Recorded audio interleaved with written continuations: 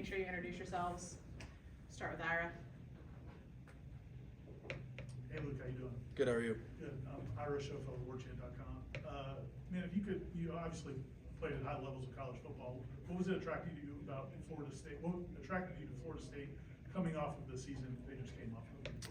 Yeah, I think for me, my portal experience was a little different than probably a lot of guys, just because, you know, I was going to go back to Wake Forest, and I was ready to go back to Wake Forest, but then our head coach, he resigned, and, you know, that kind of threw me in a loop and kind of put me in a, you know, kind of a pressure cooker where I felt like I was late into the portal, and, you know, kind of, I feel like it's normal just to have nerves in that situation, where it was my first time in 5 years where I didn't have, you know, a sense of home and, like, know exactly where I was going to be. So, you know, I weighed all my options, and, you know, talking to Coach Norvell, Coach Malzahn, Coach Hand, getting down here and visiting, you know, I felt like it felt like home to me, and it felt like home to my parents.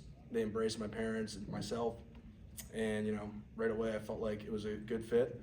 And, you know, I think that you look at what Coach Norvell's done here at Florida State in the past. I've been in the ACC for 5 years, so I've been able to watch Florida State from afar. And obviously last year was, you know, not great, but I mean, just a year ago they were undefeated.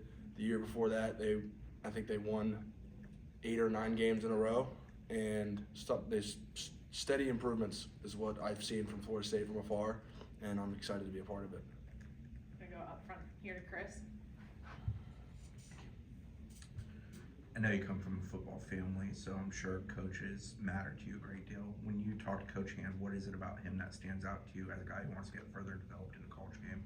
Yeah, football-wise, from talking to Coach Hand right away, I could tell he was super knowledgeable.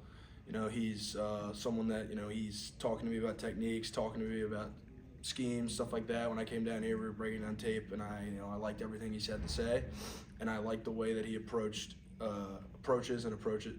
coaching. So that was something that was cool. And then I think that on a personal level, something that's important to me is, you know, just like having someone that, you know, you feel comfortable having a normal conversation with. Like, he's your coach, yes, but there should also be a sort of relationship there that's on a more personal level. And I felt that with Coach Han, and similar to what I said at the last question, you know, he was super cool to my parents, and, you know, that's something that's important to me. So I just felt like Coach Han was the best of both worlds. Gonna go to Brendan. Hey Luke, how's it going? Good, how are you? Good, thanks. My name's Brendan, Mills 24/7. Looking at the scheme difference, I guess, you know, at Wake Forest is a very unique, at least elements, but we're very unique. I guess what have you seen from this scheme, and how do you think that's going to fit your skill set to make the decision to be comfortable coming here? Yeah, yeah, Wake Forest is different. Their offense was different. You know, the slow mesh, everyone likes to talk about it. But yeah, I mean, that's one aspect of it that's different. And then, you know, pass pros, pass pro, outside zones, outside zone, powers, power, counters, counter, stuff. I mean, that's all similar. So you take the slow mesh away, the schemes itself are fairly similar. So it's not something I was super worried about. Gonna go in the back to Jordan. Hey Luke, Jordan Silversmith, Tomahawk Nation. You mentioned finding a new home. How have you acclimated to both the new locker room, the new coaching staff, and also just Tallahassee in general? Yeah, I think that getting here, something that was super important to me was, you know, making friends on the team and, you know, immersing myself into the culture of the locker room.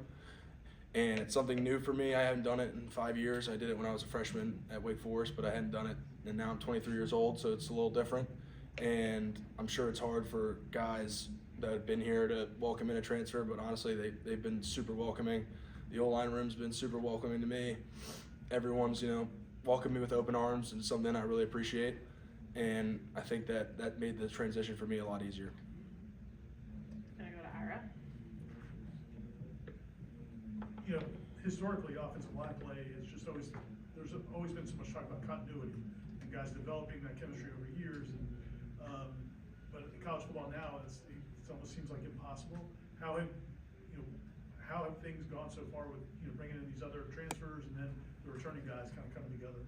Yeah, I mean, I think, you know, we get together, we do drills, stuff like that, and, you know, that's kind of the start. I mean, it's January and you're not practicing and stuff like that, so it's hard in that sense. But, you know, getting together, doing drills, lifting together, being around each other, that's kind of the start of building continuity, I think. I think it's a process, and I think that once spring ball gets here, that's the time where you really can start, you know, ironing stuff out. So I think that'll be a big time for us this spring. But for now, I think that the biggest thing is just being around each other, getting to know each other, doing what we can football wise, and you know, just more importantly, just bonding on a personal level.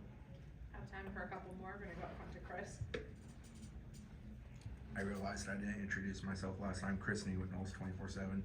Is the plan to solely play center here? And as a center, having a lot of history there, how different is it snapping to different people, or is there a carryover regardless of who's behind you? It's not really something I really think. I mean, I guess it's not different who you're snapping to. I guess it's just different who's playing quarterback and how they operate. That's probably the biggest difference. But you know, I played center for my whole career. I played a little bit of guard too. So I mean, it's whatever I'm needed at. I think I'm a good center, and I played center in the ACC for a long time and done it at a pretty high level.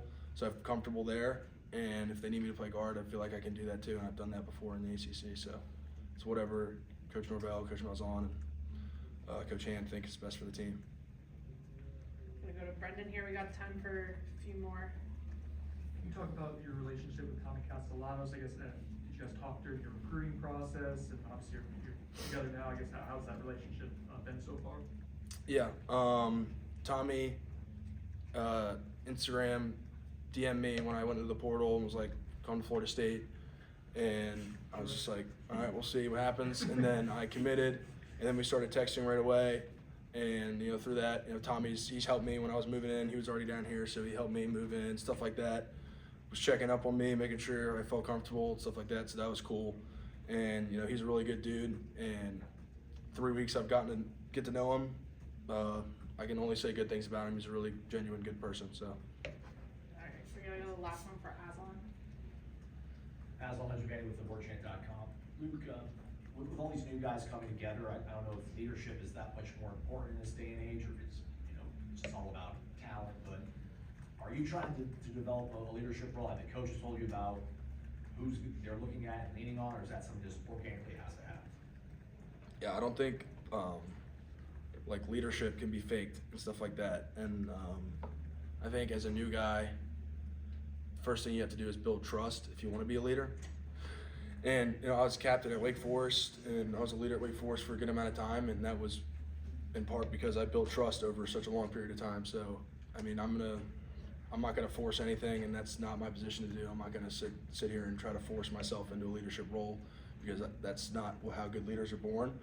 So I think I'm just gonna, you know, do my part, try to be the best teammate I can possibly be, and if that means that's like brings me into a leadership role, I'm more than happy to, you know, take that on. But it's got to be natural, and I think that everyone knows that leadership has to come naturally. All right. Thanks, guys. Thank you. Thank you.